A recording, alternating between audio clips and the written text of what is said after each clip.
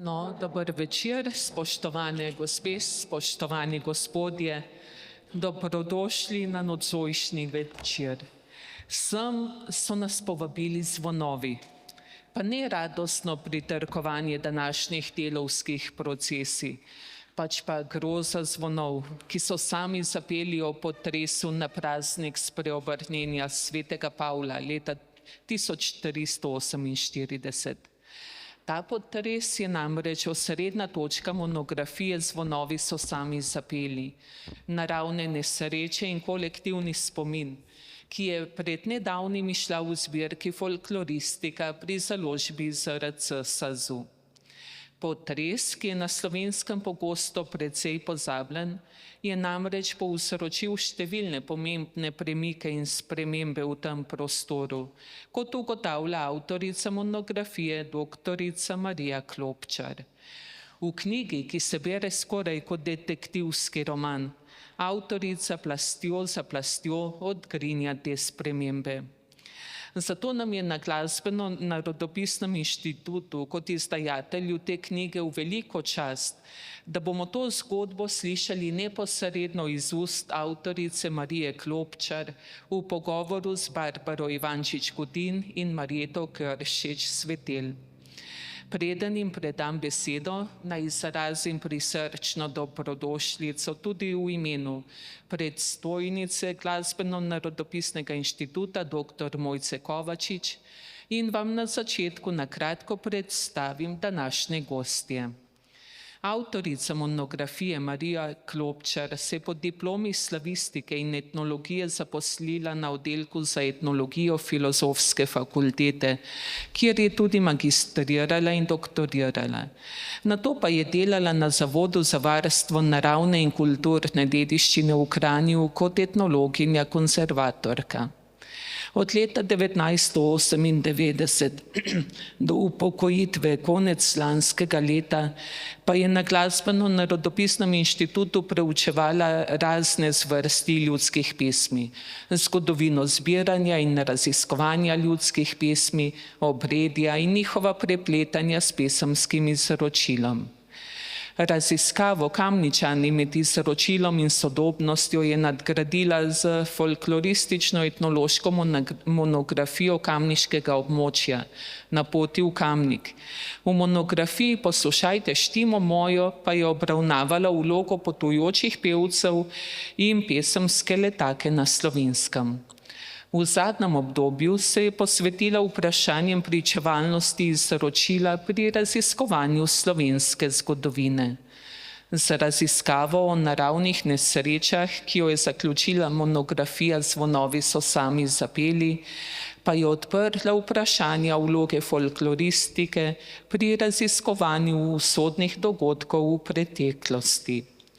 Nocoj se ji bosta v pogovoru pridružili tudi dr. Barbara Ivančič Godin, ki je raziskovalka besednega izročila zlasti folklornih pripovedi in deluje na Inštitutu za slovensko narodopisje ZRC SAZU.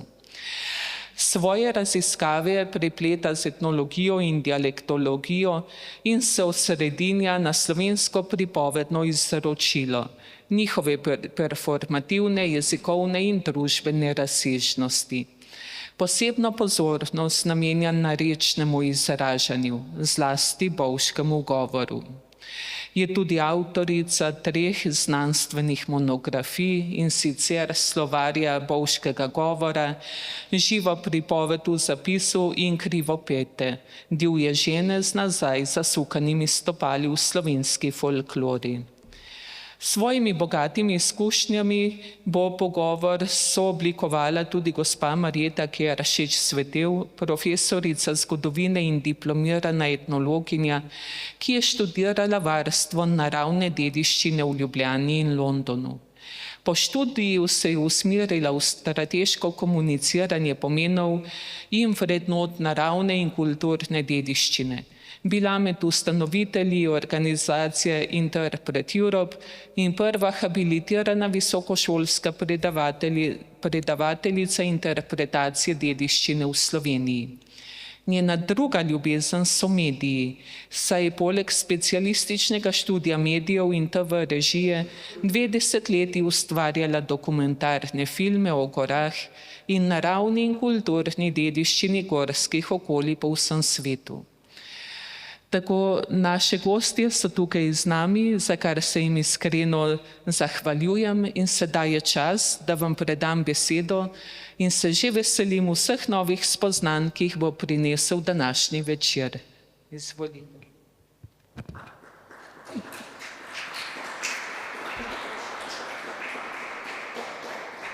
Hvala lepa, hvala, da ste prišli.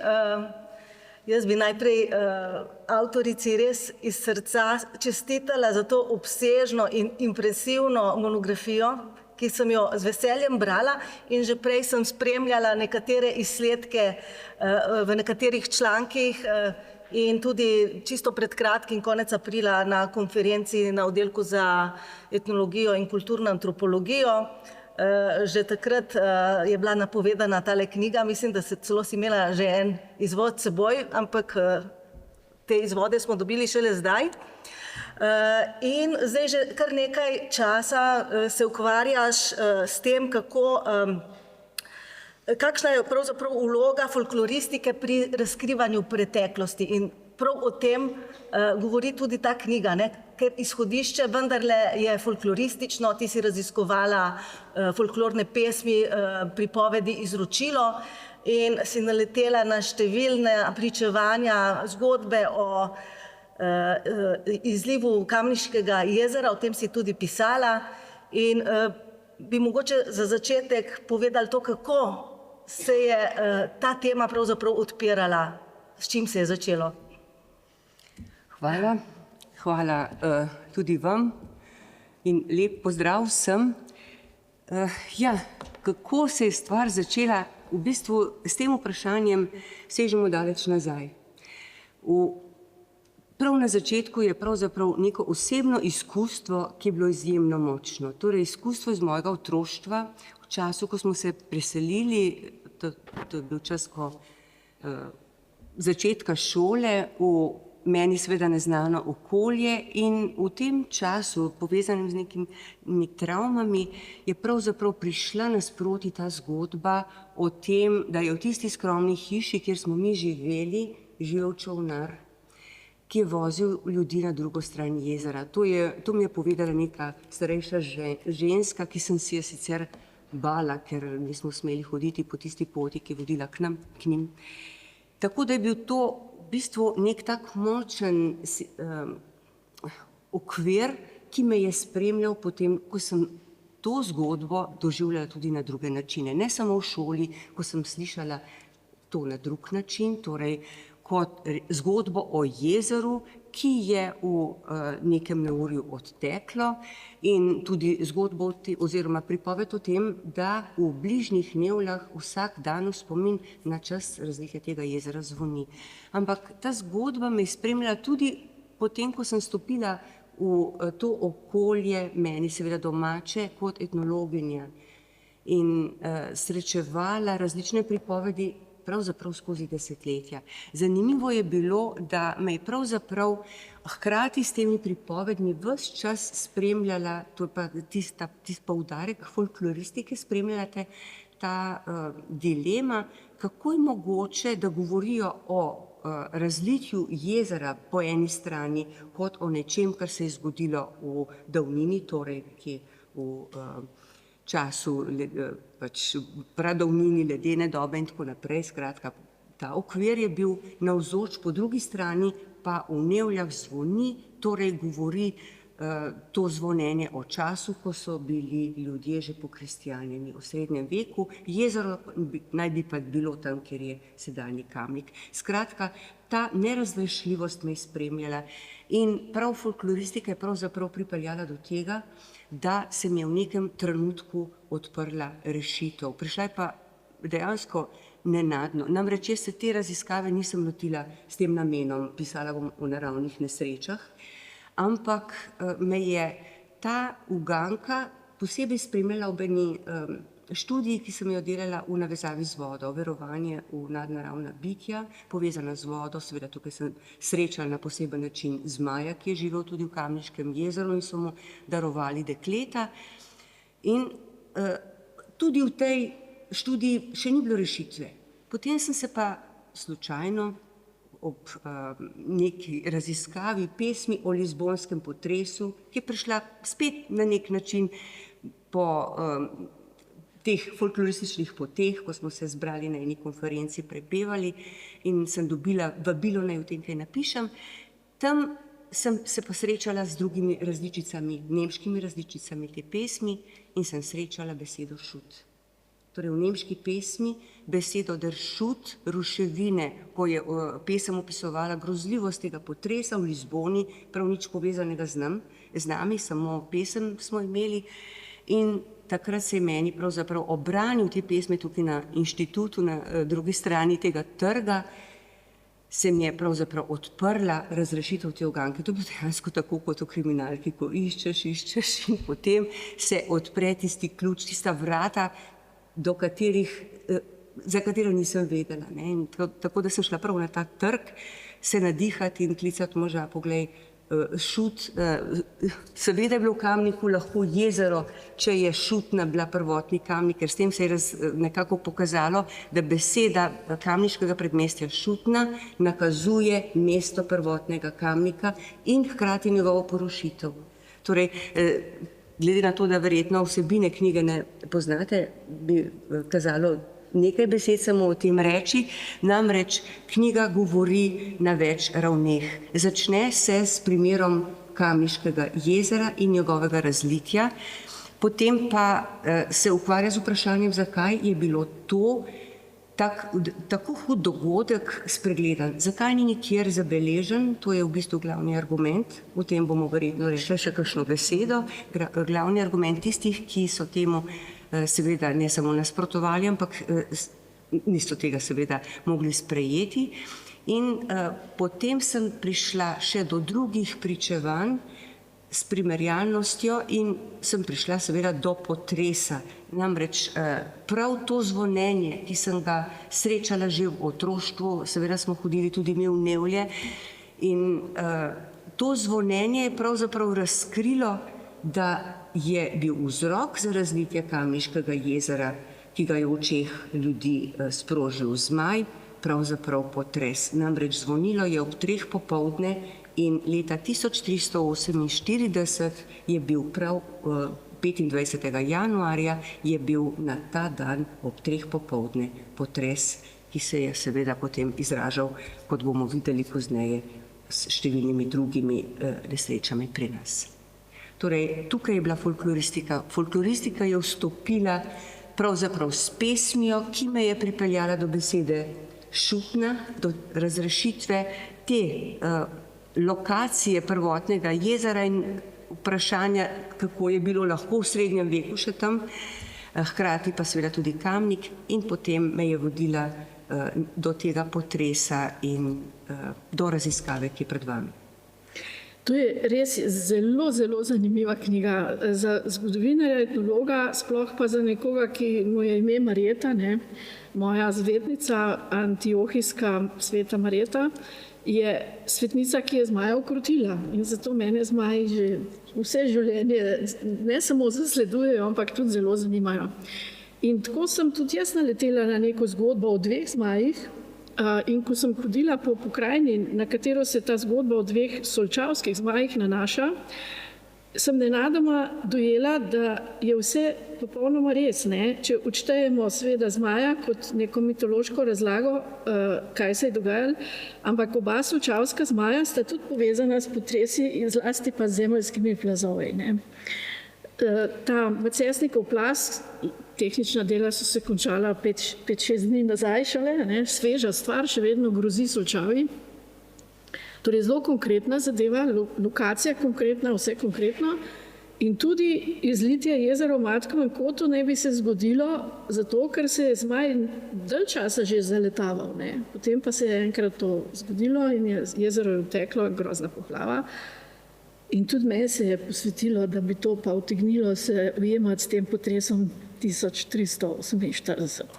Ampak potresi, povodni, zajezitvena jezera, vse take grozovitosti so vendarle predmet raziskave številnih znanstvenih disciplin. In potem naletiš seveda na vprašanje, kako bom jaz zdaj razložila to svojo zmajsko zgodbo, pa kaj bi jaz rada zdaj od geomorfologov, od geologov, ker nekdo mi mora potrditi, da je to res tako, kot jaz vidim.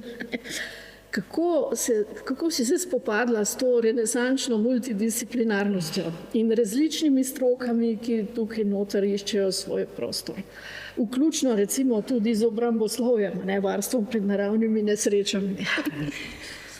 No, moram reči, da je pravzaprav do tega soočenja prišlo že kmalu na začetku. Namreč sem leta 2015, ko sem te stvari že imela malo postavljene, pripravljala en članek, to je bil vstop v te naravne nesreče in jezera in tako.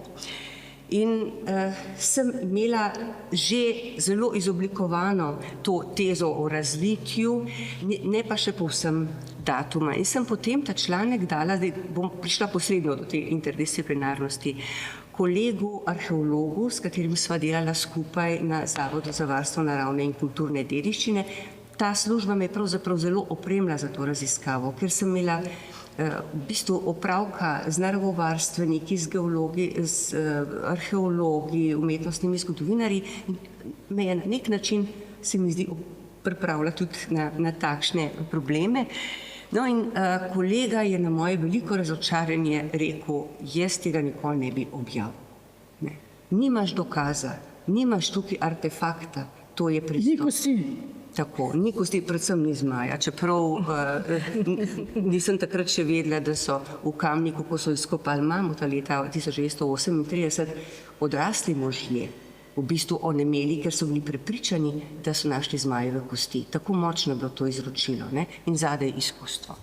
No in ob tem razočaranju sem jaz dejansko sklenila, da bom članek umaknila. Takrat je potem moj mož, ki je pa statik, v povezavi z geologom stopil v akcijo in je poklical kolega geologa, da je naredil 4 vrtine na območju, to je bil Janko Urbanc z Geološkega zavoda, naredil 4 vrtine in od teh so bile 3 pozitivne. In spet sem dobila potem klic v službo, očitno so tele klici prenašali. Pozitivne v katerem smislu? Sedimenta, ne? Sedimenta, 3 so bile, pač so dokazovali to jezero, No in sem takrat dobila pogum, hkrati so pa ti možje še predebatirali tudi čas, in v bistvu jaz sem imela takrat sveža zgodovinopisna ta pregledna dela v rokah, ki ne omenjajo več potresa leta 1348.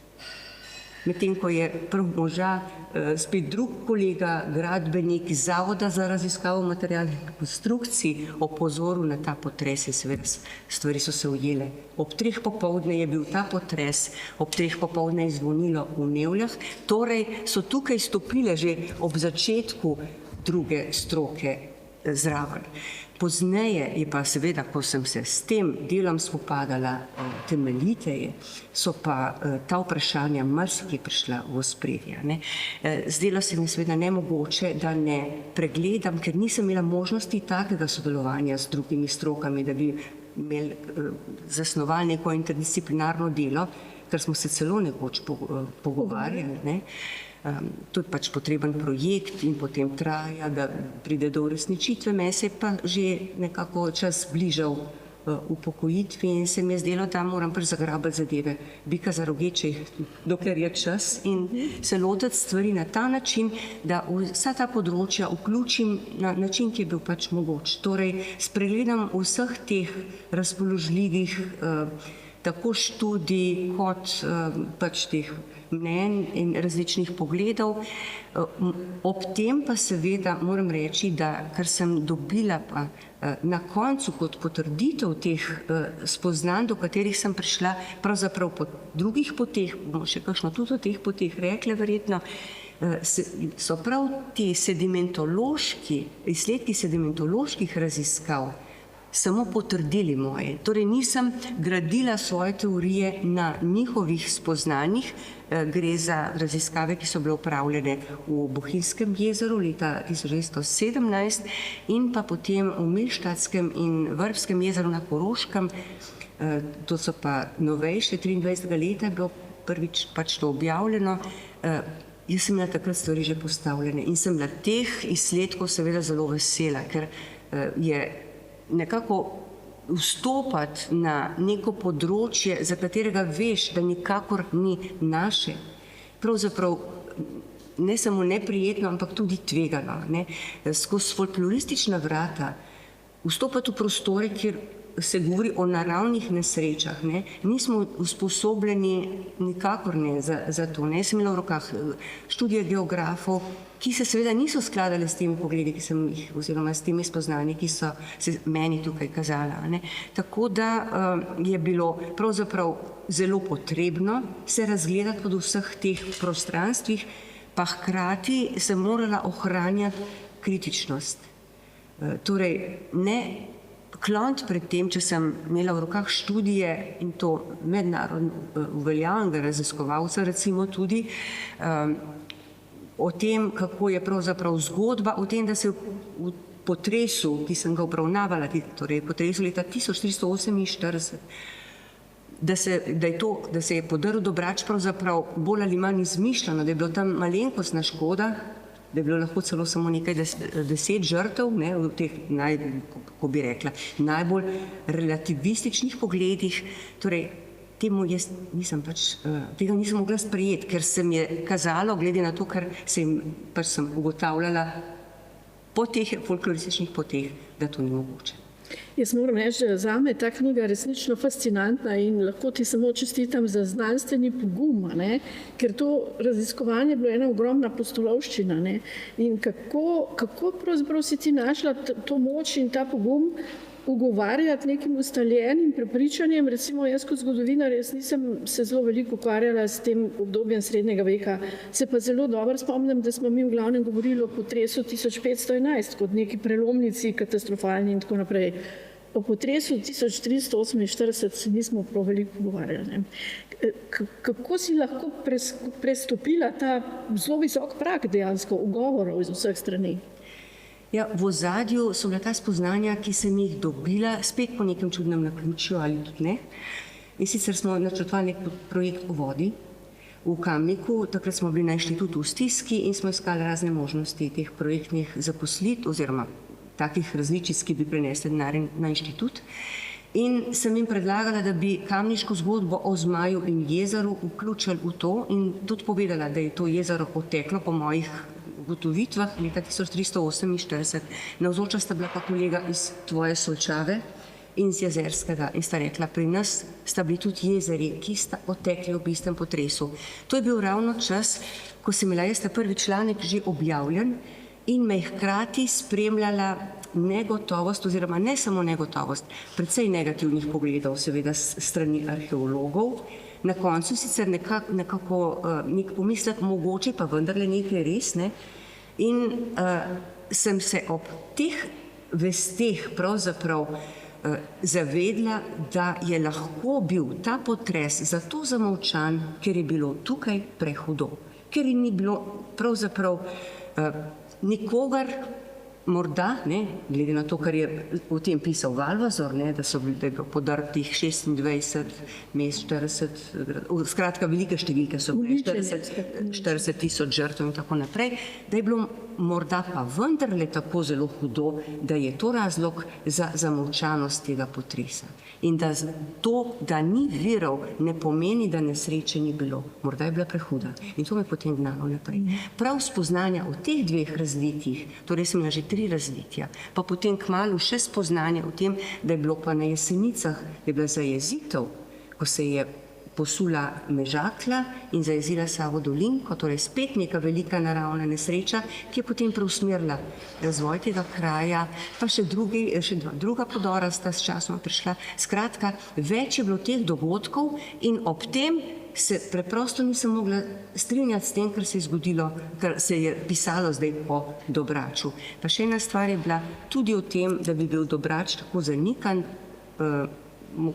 morda bo še priložnost to detaljne pojasniti, so se mi seveda pojavljali pomisleki in sicer prav iz stroke, ki ji pravzaprav pripadam, torej iz tega izročila, ki nam pove čisto nekaj drugega. Torej, tukaj je pomembno, kako beremo to izročilo, kako ga razumemo, kaj nam pove, kako ga lahko razbiramo v kontekstu drugih dejavnikov.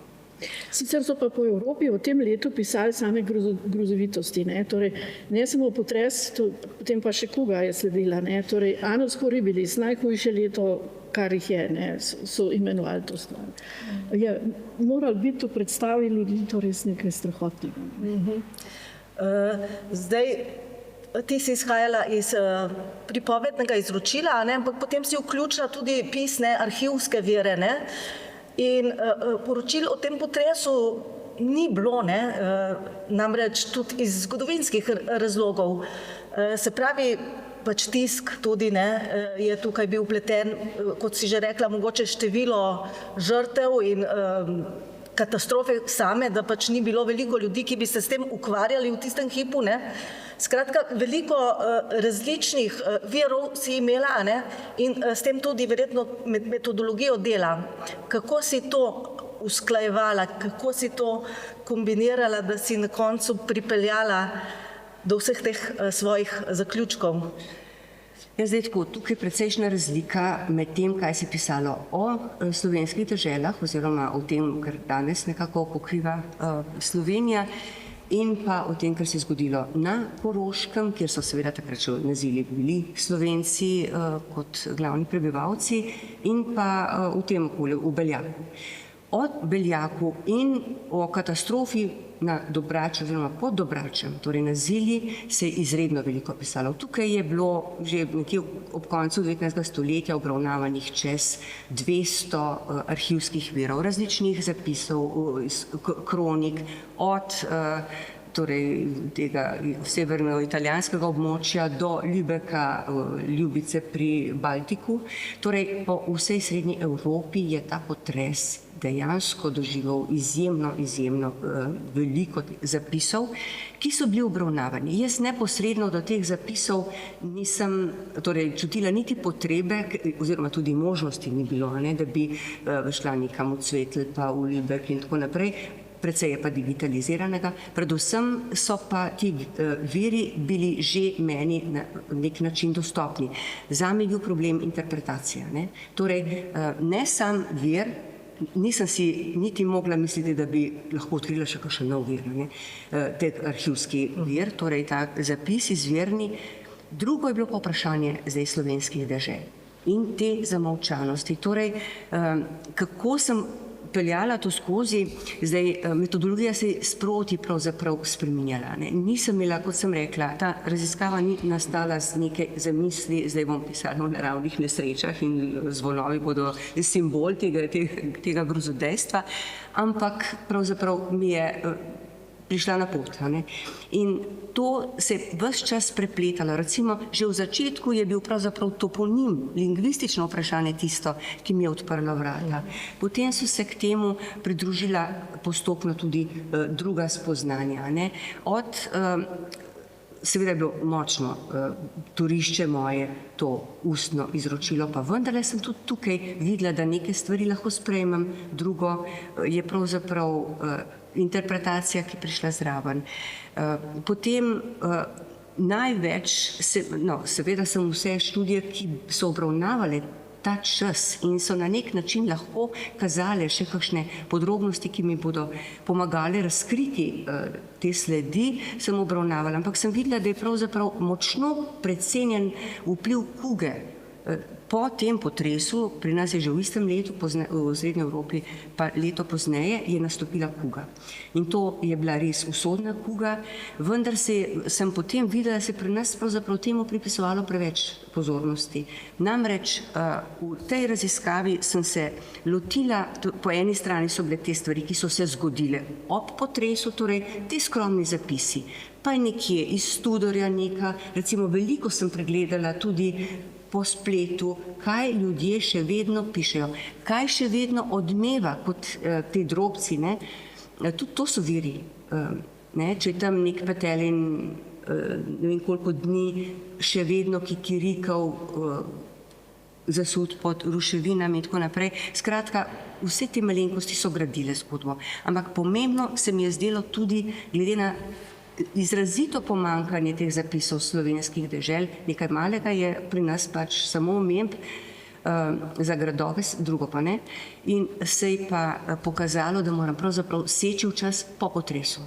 Kaj se je spremenilo po potresu, kar nam lahko kaže na katastrofo. In tukaj se je pokazalo, tako je bil izdan odlok škofov v Avignonu, takrat je papež bival tam kot pomoč v cerkvi svetega Petra v Naklem. V Železnikih so postavili železarstvo, ki je bilo prej samo v okolici. Potreba je bila potem, da ljudem dajo orodje, tistim preživelim, da se bodo ponovno postavili domove. Ne? Preživele so pa seveda lesene kolibe. To je bil potres, ki je razrušil gradove in mesta. Ne? Potem največ mi je pa dalo pravzaprav razreševanje neke uganke tako imenovanih ugasnih srednjeveških trgov. O tem je pisal precej največ dr. Golec pri nas. Torej, pri nas je bilo več primerov, da je celoten trg doživel pravzaprav propad prav v tem času in so postavili nov trg. To se je zgodilo v starem trgu pri Višnji gori, je bil tam stari trg, potem pa so na novo zgradili po tem času Višnjo goro. Potem je bil stari trg v Trebnjem, so postavili Trebnje na povsej drugi lokaciji. In recimo stari trg pri Ložu, potem razmerje med Šentvidom pri Stični in Stično. Skratka, porušijo se trgi, oziroma zakaj ljudje pridejo do te odločitve, da se bodo preselili na novo lokacijo. To so velike stvari. Moramo pač gledati z tega stališča preživetvenih strategij. Nihče se ne odloči, danes je seveda to druga zgodba, če ima nekdo denar, pa se spomni, da bo šel, ampak se tudi ne selijo, kar cela naselja. Tukaj se je pa to zgodilo. In sem prišla seveda do tega, da je bil vzrok potres in če bi bila kuga zadaj, če bi to sprožila kuga, ljudje ne bi postavili novih naselij. Ne. To je bilo predvsem na tem Dolenjskem, na Notranjskem, torej izredno močna pričevanja, ki so kazala na uničenje. Torej, to je bilo vsa ta spoznanja so me pravzaprav opogumljala, da sem na pravi poti. Ne. Tako da se je to, kar sem dobivala z ustnega izročila, pa z teh virov se je pravzaprav potem na ta način še potrjevalo in s temi spoznanji se je bilo pa potem potrebno soočiti z raziskavami in z izsledki do Brača. Mogoče tukaj na mestu to vprašanje o samostanskem poročilu, ki je bilo menda pretirano po nekaterih interpretacijah. Ja, danes velja v tej znanstveni literaturi in tudi Slovencev celo na Koroškem se je to prijelo, da so bile to tako imenovane lažne novice, fake news. Meni so to celo koroški Slovenci rekli, ne sem tako presenečena. Torej, da je vse to, kar se je tam zgodilo, močno pretirano in sicer naj bi bili avtorji tega pretiravanja oziroma teh vesti o silni grozi, ki se je zgodila, torej tem skalnem podoru na Dobraču in zajezitve Zilje, ki naj bi uničila 10 vasi celo v dolini, pa celo torej pa te porušene vasi na Dobraču, naj bi bili avtorji podkloštrski menihi, oziroma podkloštrski samostan kot celota, naj bi si vso zgodbo v taki obliki izmislil zato, da bi uveljavljal materialne ugodnosti, torej prišel do nove fare in da bi bil oproščen davka. In sicer so se pač zagovorniki te teorije naslanjali na to dejstvo, da so bila imena teh vasi zapisana šele leta 1707, torej v času baroka, torej izmislili naj bi se zgodbo v srednjem veku, potem pa v baroku to vnovič uveljavljali, potem še z eno kroniko, ki naj bi dokazovala pravzaprav upravičenost do olajšav. In zdaj, jaz sem šla tukaj pač dvoje analizirati. Po eni strani samo ta pogled na to, ali je res mogoče, da bi si menihi to zmislili. Šlo je za srednji vek, ko je bil ta dogodek, in pa za barok. Torej, obdobje močnega krščanstva. Že v srednjem veku vemo, kakšen je bil ta ideološki okvir, potem se pa to v baroku po reformaciji vnovič močno okrepi. In sama si seveda nikakor nisem mogla predstavljati, da bi si menihi dovolili v sebi nekako to veliko laž. Sploh pa na tako obljudenem območju, ker to ni neka divjina, ne? Tam grejo trgovske poti in vse, skratka, ljudje so videli, kaj se dogaja. Seveda, pa tudi nadzor Ogleja in bamberških škofov, ki so bili lastniki tega območja, je bil seveda ves čas tam. To so imeli svoje zastopnike, tako da me je zelo presenetila ta teorija. Ne? Po drugi strani, torej na očeh je bilo, to je bila najpomembnejša prometna pot med Benetkami in Podonavjem. In je bilo nemogoče skriti in si izmisliti neko tako nesrečo. Ne? Poleg tega so viri, ki so poročali o tem po Evropi, jaz sem pol primerjala, recimo, o čem poročajo, so se seveda razlikovali v podrobnostih v tem smislu, da se je videlo, da ne prihajajo samo iz enega vira. Recimo, kot tak poseben primer naj omenim zapis v kroniki meniha Detmarja iz Lübecka, to je pri Baltiku, kjer najdemo celo slovenske besede, oziroma besede močno podobne slovenskim. In tam sem iskala, to je digitalizirano in sem lahko gledala to kroniko in pregledam leto 1348 in ni bilo zapisa in nisem mogla verjeti, sem rekla, kaj narobe, pišejo, da je tukaj pač zabeležen ta potres in tudi, da so slovenski kraji omenjeni, vseh se ni dalo razvozljati. Potem sem prišla do tega, da je pravzaprav potres omenjen oziroma naveden pod leto 1347, ker upošteva beneški koledar, ki se z marcem zaključi. Jaz tega takrat še nisem vedela. Torej, z različnih virov so prihajale te vesti. Pa še ena močna stvar je bila, ki je pa spet folkloristična. Namreč Slovenci na Zilji, spodnja Zilja je bila še do konca 19. stoletja slovenska. Slovenci na Zilji so o tem potresu pripovedovali ne kot o zgodbah, ampak v silnem strahu. Pišejo tudi naši poročevalci, da še dan današnji s velikim strahom pripovedujejo o tem, kako so tukaj ljudje preveč brezbožno živeli in potem je Bog poslal angela, ki je s plamtečim mečem razklal goro Dobrač, ki je posula potem te ljudi. Skratka, šlo je za izjemna izkustva, ta izkustva so se prenašala iz roda v rod. Mi nimamo opravka tukaj samo z zgodbami, ampak s silnim strahom, ki so ga ljudje pač doživljali s temi pripovedmi. Ljudje, ki so pač preživeli v okolici. Pa tudi veliko drugih zgodb je bilo. Skratka, tukaj je bilo več teh dokazov. Prvič dokazljivost tega, ker so tuji trgovci poročali o tem potresu. Trgovci se niso izmišljevali. To so ljudje, ki so živeli od te realnosti in potem to ozadje duhovno, kako si pravzaprav dovolj tako hud prestopek. Že sam potres je bil v očeh tudi preprostih ljudi kazen za grešno življenje. In se niso ljudje želeli o tem pravzaprav postavljati.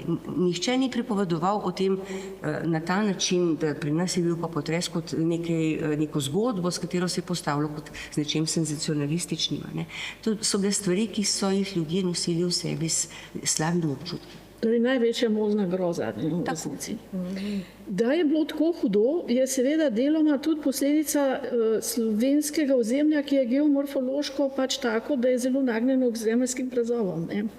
In tukaj mogoče tudi tiči skrivnost, zakaj so taki silni dvomi pri zgodbah o teh izginulih ali razlitih jezerih. Ker večkrat rečejo, geomorfologi, geografi rečejo, se tamne jezera ni. Ledeniško je morda nekoč bilo, ampak to je 12.000 let nazaj, govorimo, torej ne morejo se tega spominjati. Larifari, jezero, to ne bo nič iz tega. Kako si na to gledala?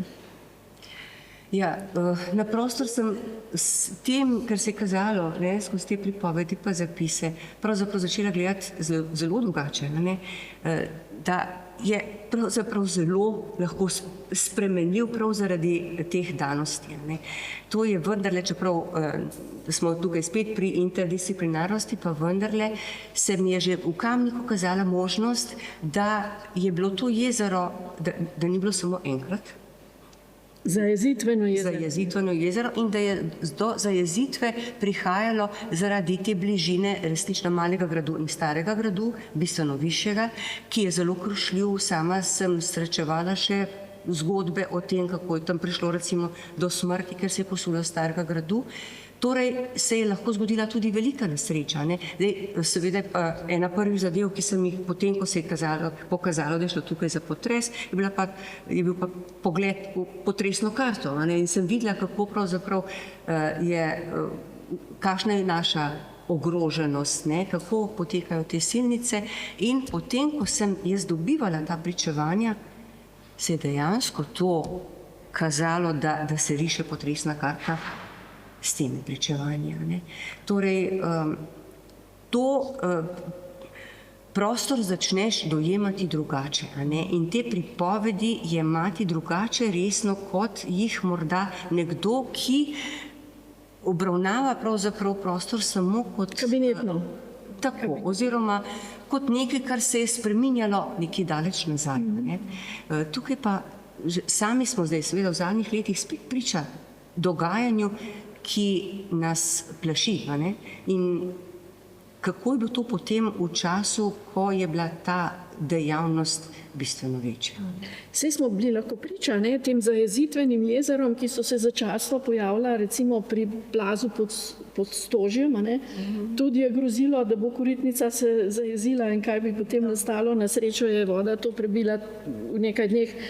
Ampak torej, vedno je zadnji neka resnična okoliščina bila, ampak tisto, kar se je meni kot zgodovinarju zdelo zanimivo, je pa ta tvoja teza oziroma ugotovitev, da je šlo pri tem zanikanju grozovitosti dogajanja malo tudi za nacionalistični moment.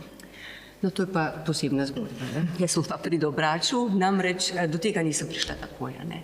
Najprej sem seveda dvomila v te trditve, ki so se pri Dobraču išlo namreč zato, da sem se temeljito lotila vseh teh študij. Tako iz tistih z 19. stoletja, ki natančno opisujejo to grozovitost, celo to, kako so ljudje v nekem okolju ukameneli, kot dekla, ki je molzla, ukamenela skupaj s kravo. Torej so bili pač zaradi teh hlapov oziroma tega prahu in vsega tega. Mislim, da izhajale so iz zemlje neki plini, torej to so celo taki opisi so. Ampak torej, raziskovalci so temu še sledili. So odkrivali te arhivske vire in jih objavljali seveda z ustreznimi komentarji. Potem pa pride do preobrata. Leta 1907 nek doktorant Alfred Thiel objavi tezo o tem, da je pravzaprav to, kar pripisujemo potresu na Dobraču oziroma rezultatom potresa leta 1348, delovanje prezgodovinskega potresa in da se je v tem potresu, ki ga mi omenjamo danes, zgodilo nekaj malega, torej da ni bilo ničesar, da je to vse močno pretirano. In jaz sem šla seveda to študijo brati. Potem sem videla najprej, da je pravzaprav v ospredje postavlja zgodovinske dogodke, da to, kar vsi pišejo, da je prišel kot geograf do teh izsledkov, ne drži, da je pa pot obratna. In to njegovo tezo so potem še izpopolnjevali, zanikovali število teh porušenih in zajezenih oziroma preplavljenih vasi. Martin Vute, še nekateri drugi. Zadnji je, oziroma zelo močen je bil pa tudi mentor tega, ki je postavil to tezo. In potem sem šla jaz seveda ta raziskovalski kontekst, ker se mi je stvar zdela močno sumljiva, pregledovati. In sem ugotovila, da gre pravzaprav razen pri tem doktorantu, ki je bil voden, ne, in je, kot je en zapisal, sijajno dokazal tezo svojega mentorja, prav dobesedno, mislim, da jo noter navajam, da je šlo pravzaprav dejansko za izrazite nacionaliste. Torej, začne se v času pred Prvo svetovno vojno, ta mentor je prihajal iz nemškega okolja in je bil tudi avtor te znamenite karte teh nemških ozemelj, ki je vodila potem to idejo nacionalsocialistov v drugi svetovni vojni. Potem Martin Vute je znan po svoji teoriji, vindišarski teoriji, ki ločuje koroške Slovence od nas, pa seveda po drugih zadevah. In pa najglasnejši in najbolj odmeven je pa raziskovalec William Neumann. Zaradi svojega delovanja med drugo svetovno vojno je bil potem prepoved vstopa na univerzitetne kroge in se je posvečal temu raziskovanju in je dokazoval na vso moč do svoje smrti, kako se pravzaprav na Koroškem res ni nič hudega zgodilo.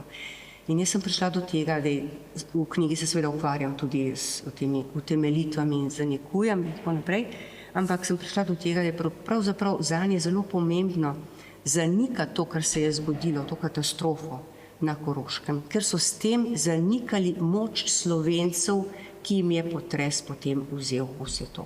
Torej, da je bila ta Zilja resnično močna, bogata, slovenska, s temi vasmi, ki so zalagale Beljak, z Beljakom v red. Skratka, ta nacionalizem je imel svoj cilj. Že pred Prvo svetovno vojno, potem se je močno okrepil, seveda v knjigi se mi je zdelo potrebno vključiti tudi to malo številčno. Kaj se je pravzaprav do kakšnega obrata na Koroškem prišlo in kako so lahko neko tako oprijemljivo stvar, kot je potres, ki je pravzaprav za stroke, ki se z njim primarno ukvarjajo nekaj, gre za naravovarstvene ravni, da so lahko tako področje pravzaprav izrabili v svoje nacionalistične namene.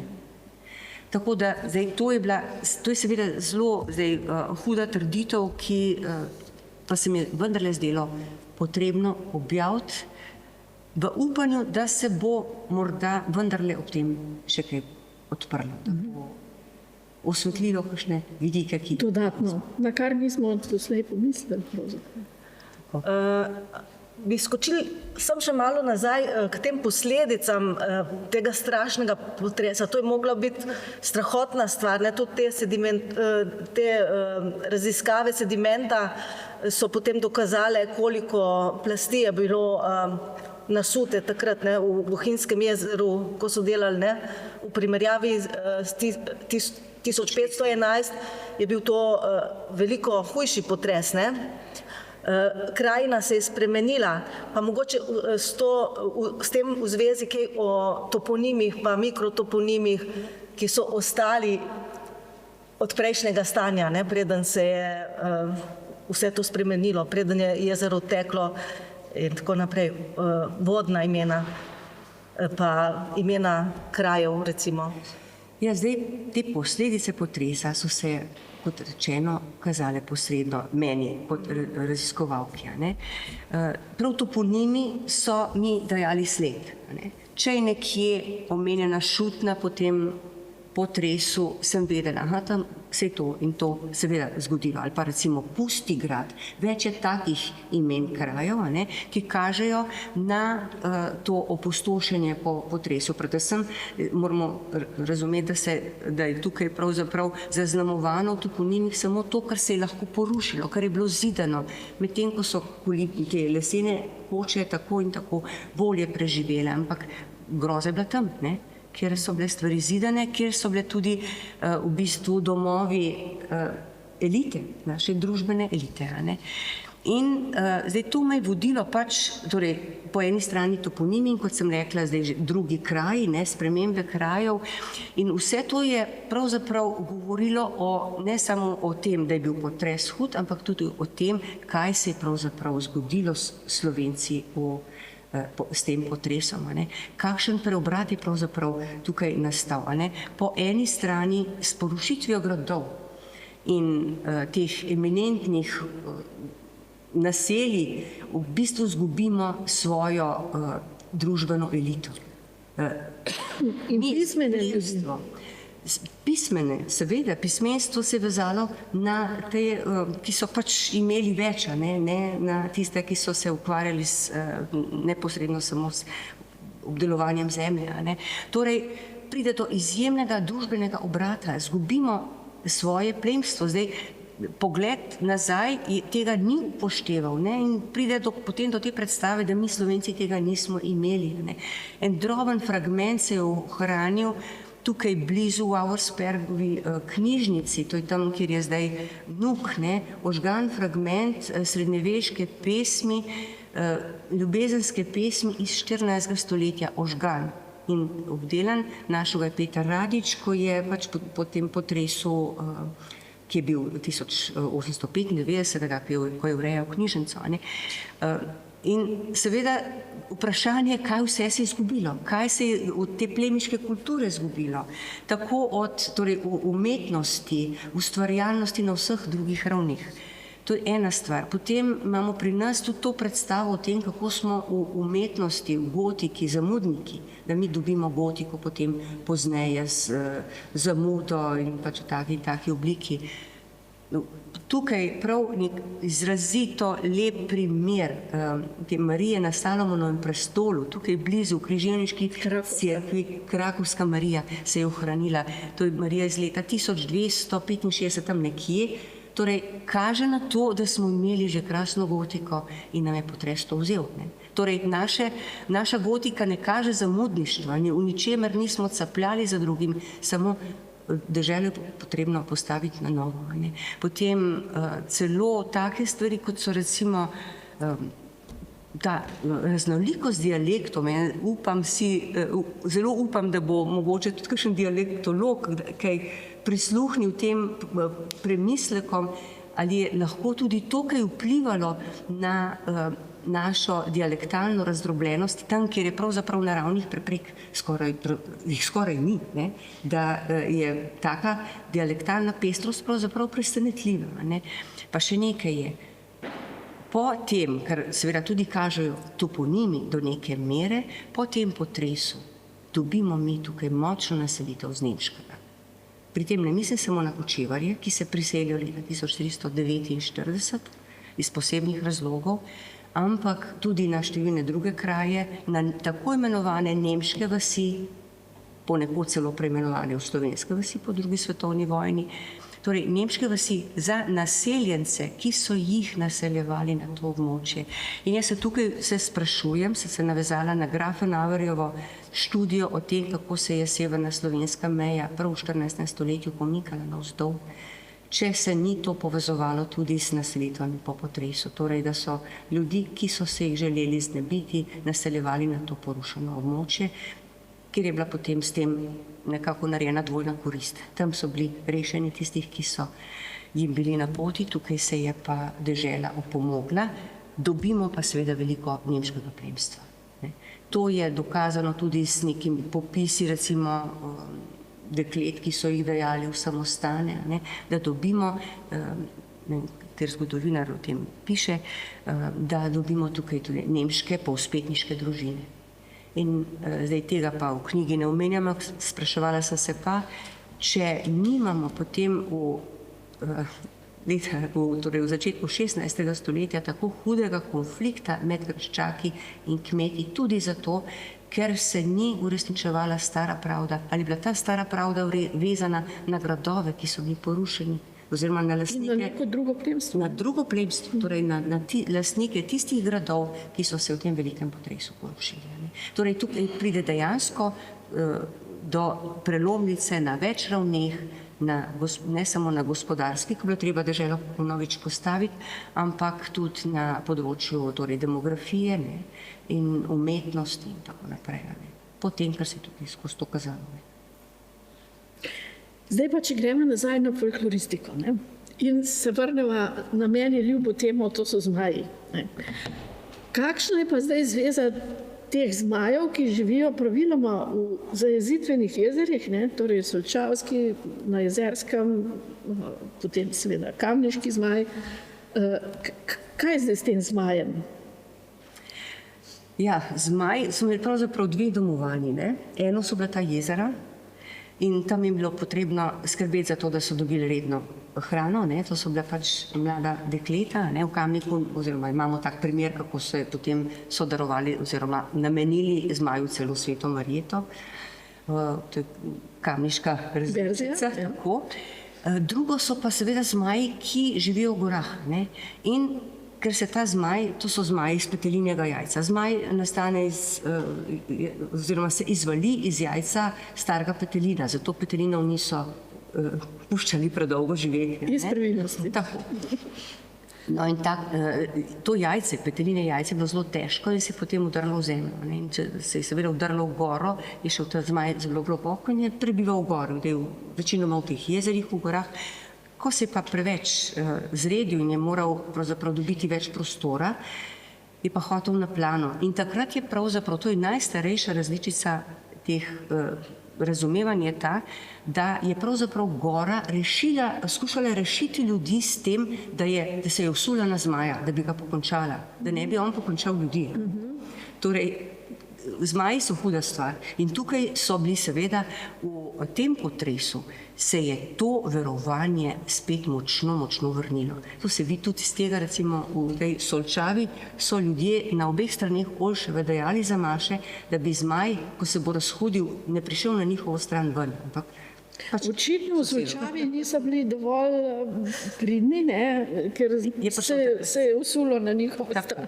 Ampak to verovanje je zelo močno in so ga potem ljudje, oziroma to silo, ki jim je pretila, ker zmaj je še vedno bil, so skušali se ob tem vrniti k temu starim praksam, kako se boriti proti zmaju. In to je ena najbolj, kako bi rekla, zgodb tukaj, oziroma tistih vidikov, ki mi je dal pravzaprav misliti. Namreč strmina, recimo, če vzamemo Dobrač, strmina, največja strmina na Dobraču, ki kaže na odlom v tem potresu, torej tudi pri tistih heretikih, ki pravijo, da je ostal Dobrač bil že zdavnaj podrt, torej ta strmina s dokazano svežo sledjo, tako, je bila do konca 19. stoletja še poimenovana Babe.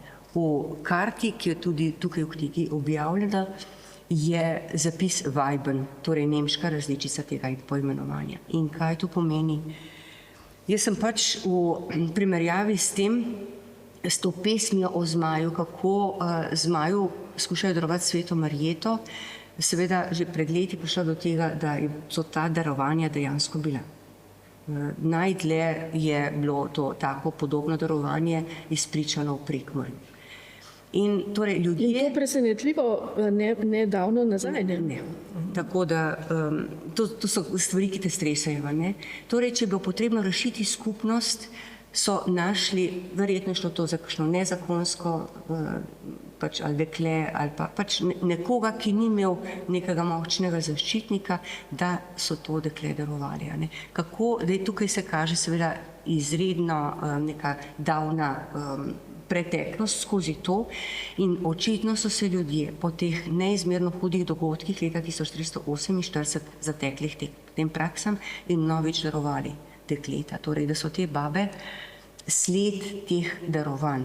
In teh bab imamo na Slovenskem veliko, seveda se vidi tudi transformacija. Pozneje so darovali babam, torej baba postane ženska dekle, iz žrtve potem Personifikacija. subjekt, ki mu je bilo potrebno darovati. A ne? In tako se je tudi, to se je ohranilo celo v Kamniški okolici še v času po drugi svetovni vojni. Ampak prvotno je pa vendarle toliko takih strmin poimenovanih babe, verjetno zaradi tega. Ne vemo, to je samo domneva, ne?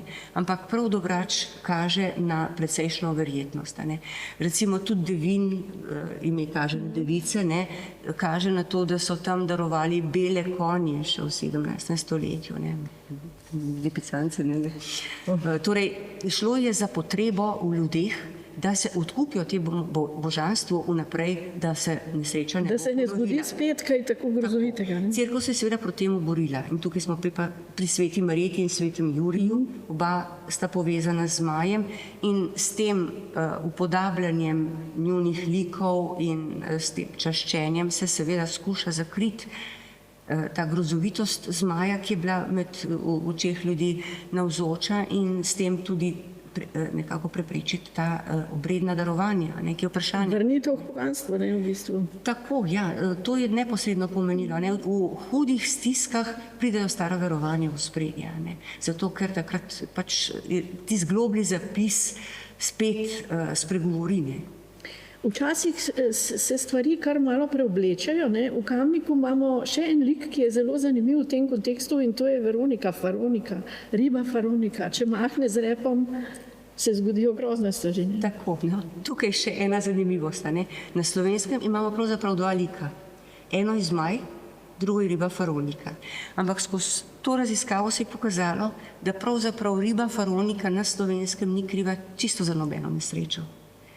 Torej je vprašanje, če niso ti, jaz seveda slovenska, ampak če ni z nekega obrobja prišla, recimo zelo navzoča je prav tam, kjer so dokazane priselitve, ne, pa Baška grafa in tako. Pa tudi recimo celo na Primskem in na Dolenjskem se je zdaj v neki obnovi pokazal lik, ki je bil meni fascinanten, nerazumljiv, ne, in sem potem prišla do tega, da je to pravzaprav ne more biti drugega kot riba Faronika, ker se vidi celo ta rep. Ne. Torej, riba Faronika se močno pojavi tudi s tem potresom. Po potresu. Po potresu. Ne. Torej, kot grožnja je zanimivo, to je res neka fascinantnost, da se tukaj potem prepletata oba lika in riba Faronika ostane s pesmimi, medtem ko pesmi o zmaju nimamo na ta način, nimamo dejansko, recimo pesmi o zmaju in sveti Marjeti, nimamo z melodijo. Ne. Takrat se to ni ohranilo, niso se ohranile pesmi recimo o razlitju jezera v Skalski dolini, kot so rekli, ljudje še mnogo prepevajo to pesem, ne. Sam nikogar ni bilo, ki bi jo zapisal. Ne. In se s tem ta sled žal ni ohranila, ne. Ki je pa dejansko tako močno zaznamovala. Ne. Riba Faronika je pa recimo s temi upodobitvami na cerkvah očitno prihajala tudi s umetniki, ki so prihajali v naše dežele, ustvarjati, postavljati nove cerkve. Upodobljena je na številnih zunanjih cerkvah ob nogah svetega Krištofa, v Solčavi sta celo oba. Tudi zmaj. Tudi zmaj, kar je posebnost. Ne? Torej, oba lika za vsak primer. Torej, ne samo zmaj, da bo tam dal mir v Olševi, ampak tudi riba Faronika. Ne? In v Kamniku se kaže, da je pravzaprav že s tem poimenovanjem, ko je porušeni Kamnik poimenovan Šutna, se kaže, da so prišli nemški naseljenci, pa tudi v izročilu se je to ohranilo. Ne? In pride tudi ta simbol ribe Faronike, ki je postavljen v grb, je bil sicer stoletja, je bila tam sveta Marjeta, potem so pa to vrnili v 19. stoletju iz teh političnih razlogov.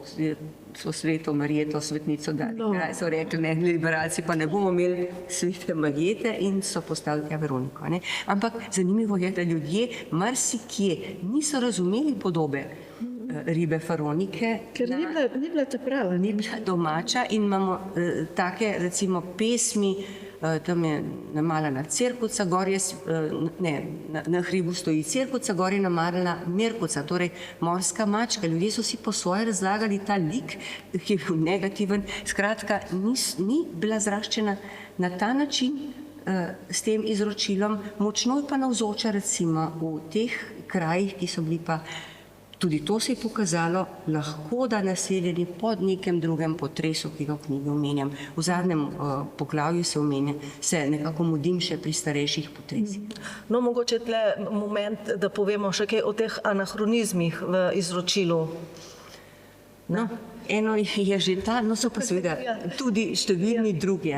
Zdaj, moram reči, da je pri takih raziskavah, kot je ta, in pa seveda številne druge, potrebna ta opremljenost s širšim znanjem z tega raziskovanja, namreč ustno izročilo nas lahko tudi zavede. Eno osnovnih pričevanj, ki sem jih jaz srečevala v Kamniku, je bilo, da so na obzidju, na škarpi Neveljske cerkve obroči, ki kažejo na to, da so tam privezovali čolne. In jaz sem to seveda dolgo časa pač imela nekje zabeleženo v glavi in seveda tudi v zapiskih. Potem se pa enkrat vprašam, ja pa kako bi bili tam takrat obroči, če je bilo jezero, ni bilo ne škarpe, ne obročev, skratka, očitno so bili ti obroči, ki so morali resnično biti, ker meni so ljudje še kazali, tukaj bil pa tukaj, so bili verjetno namenjeni sanaciji te strmine, te velike škarpe, ki je po razlitju jezera vendarle morala biti, zato da je varovala cerkev. Ker cerkev se pa ni porušala po temeljih, do temeljev. Izročilo pravi, da je takrat pač zvonilo v spomin na razlitje jezera, no še ena taka zadeva. Samo o tem govori izročilo. Zvonilo je v spomin na to, da je jezero pač odteklo. In tako se tudi jaz predstavlja, kot da odpreš zamašek v banji, pa gre, in potem to so ljudje, je celo en rekel, seveda so zvonili, zato so bili veseli, da so dobili novo polje. Ampak potem so pa s kolegom Petrom Vendraminom še enkrat posnet to zvonjenje za CD, naš, za zgoščenko, pesmi Kamniškega območja. Župnik odzvoni, zvonjenje je bilo že avtomatsko, odzvoni in takoj se pripelje okrog vogala in možakar, kdo je umrl. In so se ljudje začeli zbirati. In takrat se meni pravzaprav posvetilo, v izročilu to ni omenjeno. Zvonilo je v spomin oziroma v opomin na to, da molimo za tiste, ki so umrli te nesrečne smrti. To je bilo bistveno. Ni bila sama smrt tako huda, ampak to, da ljudje niso umrli pripravljeni. Nenadna smrt. Ta nenadnost je ta temeljni problem. Torej, to izročilo je potrebno seveda v kontekstu razumeti. Zadnjič je bilo zanimivo, ko sem peljala sorodnike, smo šli na eno pot, tudi na Koroško, gledati tudi te groblje, v katerih pišem na koncu. In smo se najprej ustavili v Podljubelju, tam je ta spomenik zmaju, spomin na to, da se je tudi Tržič, Tržiča tukaj sploh ni prišel niti na vrsto, stari Ljubelj se je podrl in ljudje so večinoma rešeni odšli potem postaviti oziroma v novi Tržič, ki je bil takrat samo nekaj hiš. Skratka, še ena taka zelo, zelo odmevna zgodba, o tem se je pa precej pisalo, samo ni pa arhivskih zapisov. No in tam je to izročilo tudi zelo močno, tudi o tem zmaju in so zmaja postavili. Lokalni umetnik ga je upodobil in jaz tam to tem pokažem, pa en možakar bil tam s kombijem, nas je gledal in je potem povedal eno zgodbo, je rekel, pridite k meni, me še povedal, in zgodbo o tem, kako je nekdo, ki je hotel praznovati 40-letnico, hotel zakleti petelina in tako naprej, se točno vidi, ljudje niso praznovali rojstnih dni, so praznovali godove, ampak ta ustvarjalnost živi naprej in na nas je, da razbiramo potem, kaj je res tisto pričevalno in kaj ni. Potem recimo časi dogodkov. To vse moramo nekako jemati z rezervo in opirati na druge dokaze.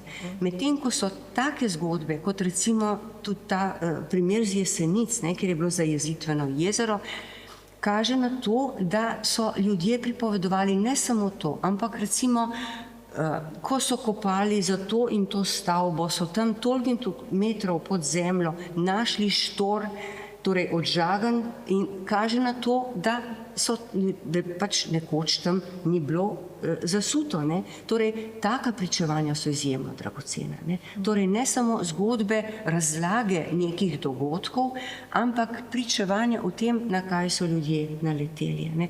In ta pričevanja se odpirajo s tem, tudi ko mi raziskujemo. Zadnjič, ko sem v Kamniku predstavila to knjigo, je prišel k meni en sogovornik iz stran, ker živi izročilo o tem, da je bilo jezero celo do planin. Mi je tudi marsikaj še povedal, celo naslikanje noter, in rekel, joj, ste pa tole govoril, ste se pa spomnil, da ima pri nas tamle tudi groblje, pa zmeri sem tam kakšne čpine najdu.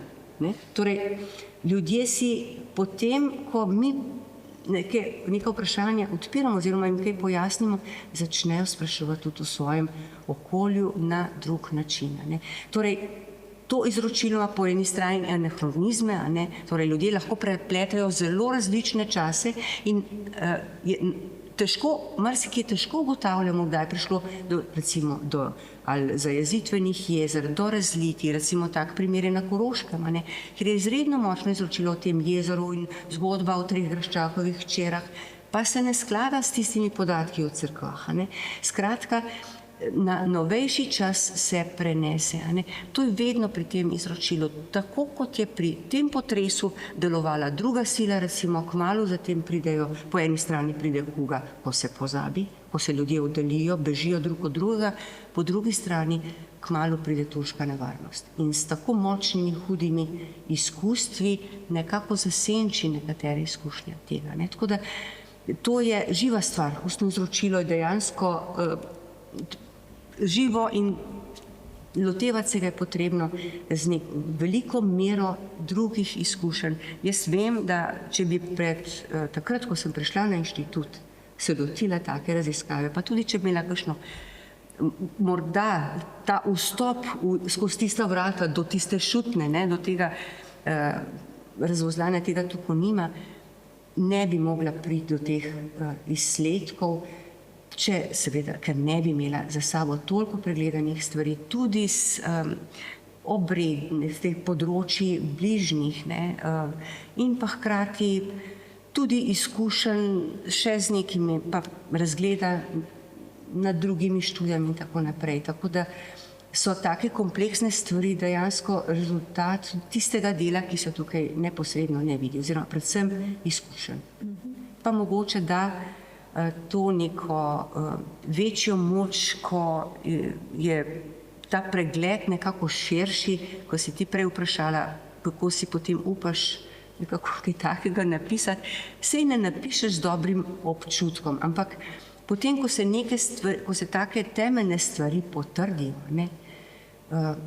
pa recimo ko gledaš tudi recimo ta primerjalnost, ki je za folkloristike zelo značilna, je bila tukaj potrebna v drugačnem smislu. Veliko stvari, veliko hudih dogodkov, ki se zgodijo v istem času, seveda lahko oziroma kažejo na moč tega dogodka. Tako da bi tukaj bilo nemogoče obravnavati samo kamniški primer. In to, da ni bil izpričan, v arhivih je bila na nek način sreča, ker me je gnalo naprej, da sem potem morala raziskati cel kontekst. Tako, in prišla tudi do Tolminskega, pa do tvoje študije, Barbara, o teh jezerih in tako naprej, kjer se pa kaže izraziteje ta anahronizem, zato ker je veliko pričevanj, ki pa kažejo na različne čase. Ja, tle recimo je bilo geološko dejstvo, da v Posočju je bilo jezero ob koncu ledene dobe, medtem ko v zgodbah se je župnik peljal v Hmaši na drugi breg. Tako da zgodbe pač se prenašajo na nek svoj način in pač pečat svojega časa. Ampak spet v kontekstu te malce heretične zgodbe, moramo reči, ker tukaj je nekaj drznih zadev, ki popolnoma v novo luč postavljajo stvari, za katere smo mislili, da nam je jasno, pa nam ni bilo očitno. Ampak tudi to se potem človek vpraša, kaj pa, a v Posočju ni mogoče mogoče, da je kasneje kdaj prišlo do tega zajezitvenega jezera in da je mogoče to jezero trajalo nekaj 100, 200, 300 let in potem je vteklo, ne? To mogoče ta primer Molide, recimo, ne? To je neka tako začasna nek tako začasna Pa Livek, ne? Livek je celo v zgodbah umetno jezero, oziroma zajezitveno. Ja, pač neka zajezitev, ki je bila, je potem tudi ni bilo več, ne, zaradi raznih okoliščin. Torej, ta začasna zajezitvena jezera se to je isto v Matkovem kotu tudi, ne, so vsi rečejo, dobro, tisto ledeniško jezero, to je že zdavne adijo, ne. Ja, kaj pa, če ni mogoče to plazišče, ki je še vedno zelo, zelo živo, ne. Vmes parkrat celo mogoče, zajezilo, odtok in tako dalje. Skratka, tukaj se lahko marsikaj sprašujemo, ne. Ampak vendarle, ko je ta izziv name prišel, ne, kaj pa, če ni ta zmaj v Matkovem kotu v resnici potres 1348, sem šla malo pogledati tujo literaturo, ne, in tam govorijo seveda starejši viri, tudi ne tako zelo stari, o beljaškem potresu, ne, potem pa nenadoma se začne govoriti o friulski, torej iz Furlanije, ne, torej friulski potres, Italijani na veliko o tem pišejo, ampak Slovenija je pa bela lisa, ne, kot da k nam to sploh ni seglo, ne. Da je preskočil potres. Ja, potres je tam pač na meji se ustavil. V resnici pa, glede na to, kakšno ozemlje smo, pač tektonske prelomnice vemo, kakšne so in tudi plazišč imamo, kar hočete, ne. Torej, v resnici pa očitno je bilo pa ravno nasprotno, ne. Kot ti kažeš, torej 1348 je prišlo do neke epohalne spremembe v slovenskem prostoru. Tako je, to je to, kar je pravzaprav vzrok tudi za zamolčanost tega potresa. Ne? Ta porušenost tudi komunikacijskih poti, recimo, če je bilo tamle zajezitveno jezero na Jesenicah, je bil ta pretok prekinjen, potem... Čez jezersko, ne, če je bilo jezero. Ja, samo tam te poti še ni bilo. Tukaj imamo recimo Britov, ne? Kraj Britov. Zdaj, ljudje si to na različne načine razlagajo, ampak tam pač v šali se pa vendarle ohranja, da cel življenje je v Britov živel, pokopali so ga pa v Predosle. Ne? Torej, ni tam niti pokopališča, nekaj drugega je bilo in so bili nekaj ostanki tudi antični in pravijo, ja, to je iz antike. Če bi bilo iz antike, bi se imenovalo groblje. Torej, te smo pa pri drugem vprašanju. Torej, teh ponavljajočih se katastrof. To ni bil samo, seveda ta potres je opisan kot najusodnejši, slovensko območje pa skoraj bela lisa, razen Sostrega, torej teh najpomembnejših prometnih vozlišč Sostrega, Osterberga gradu, potem Radovljica, par gradov, niti nisem štela, v knjigi so, na karti so označeni te skromni zapisi slovenskega, drugo je pa vse neznanka. Torej, močno dokumentiran na Koroškem, potem relativiziran in z letom 1976 ob tem potresu, ne, se je pa začela pojavljati ta teorija, da je bil tudi ta potres v Furlaniji, da je to furlanski potres in se tudi marsikje predstavlja kot furlanskega, medtem ko so te seizmološke raziskave, ki sem jih v začetku omenila, narejene na Milštatskem in Vrbskem jezeru, pa dokazale, da je bil dejansko epicenter bistveno bližje, ne ve se točno kje, pa vendarle. Ne. Ampak ti dokazi slovenskega pa kažejo na to, da je dejansko ta potres pri nas naredil izjemno veliko škode, torej nam praktično preobrnil zgodovino. Ne. Lahko celo to ugotavljamo. Ne. In če zdaj mogoče nekako poskušamo... Zaključimo, ne, ker smo že kar dolge, se mi zdi. Ja. Narediti nek povzetek ali pa nek suma sumarum, ne, pa se bom nazaj vrnila na to folkloristiko. Ne. Glede na to, kako je Slovenija izpostavljena plazovom in naravnim nesrečam nasploh, ne, in glede na to, da smo tudi recimo ta zmaj na Podljubelju, ni še dolgo, mogoče 3-4 leta nazaj, ko je cesto zasul, ne, torej ta zmaj tam še vedno nekaj vpleta, ne. Skratka, ta zadeva ni mimo, ne, mi smo še vedno ogroženi od vseh teh pojavov. In zdaj, marsikje se to izročilo že malo zgublja, ne, Kaj bi ti rekla zdaj, glede na vse, kar si izvedla, ko si raziskovala to? Najbrž bi človek svetoval, da te malo toponime pa stare ljudi vprašati, kje zdaj ni dobro zidati nove hiše. Ne? No, to je en vidik, zelo pomemben, ki si ga odprla. Recimo, tudi te sedimentološke raziskave na Koroškem so bile narejene pravzaprav z tega stališča, ne iz radovednosti, zdaj kdo ima prav ali tisti, ki pravijo, da je bil tukaj hud potres, ali tisti, ki to zanikajo, ampak zato, da bodo imeli napotke za gradnjo, za nove gradnje. Tako. In zdaj, to je osnovno, da mogoče še ta moja zavodska izkušnja Zavoda za varstvo naravne in kulturne dediščine o tem pripoveduje, da so ljudje sami vedeli. Tudi če so dobili odlok z upravne, oziroma takrat še ni bilo upravnih enot, pač z občine, da morajo tja postaviti hišo, so se temu uprli, ker tam pa res ne bomo, ker poplavlja.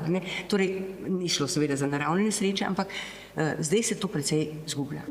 In ljudje so pripravljeni na plaziščih graditi, ampak jaz le več stvari vidim, ki jih je mogoče potegniti za take raziskave. Eno je to pogled na našo preteklost, tudi na starejšo. Tudi se je kazalo skozi nekatere toponime, da predvsem groblje, da kažejo, recimo na Koroškem imamo dvoje groblje v bližini Gospe Svete. Mene je to fasciniralo. Oboje so izjemna arheološka najdišča, po nemško so imenovane Gröblich, oziroma Magdalenska gora ni več tako imenovana, ker so jo preimenovali, da bi sled slovenstva s tem tudi zabrisali. Torej imamo s tem pogled v preteklost, ki naj bi po moje usmerjal arheologe in jih nekako navajal na to, da se je potrebno o čem vprašati. In tudi o naših interpretacijah nekaterih dogodkov, jaz se tle vsaj dveh intenzivneje lotim, starejših od tega potresa, ki so bolj obravnavali samo te vidike, da je nesreča lahko bila samo napad sovražnika. Tukaj je bila, noter je bila zmajovo moč položena, ki je preusmerjala potem dogajanja pri nas. In nam tudi na koncev tak delež tuje nadvlade prinesla. Jaz mislim, da je zavedanje tega pravzaprav pomembno za to, da bi svojo preteklost tudi začeli gledati drugače in se tudi drugače ceniti. Torej, po eni strani pogled usmerjen naprej, glejte, kje boste gradili in kako boste pač usmerjali naš razvoj, po drugi strani pa v premisleke nas samih. In pa hkrati seveda vabilo drugim strokam, da govorili smo o interdisciplinarnosti. Jaz bi bila zelo vesela, če bi se potem nekako s temi vprašanji, ki se tukaj kažejo, še kdo lotil stvari. Pa v drugih okoljih tukaj je seveda so nekatere sledi zabeležene, prav gotovo se že odpirajo še druge, se ljudje spomnijo še česa. In s tem seveda odpirajo možnosti za večje poznavanje naše zgodovine. No, zdaj to so bili pa izzivi za prihodnost. Mislim, da smo kar nekaj stvari obdelali v tej razpravi.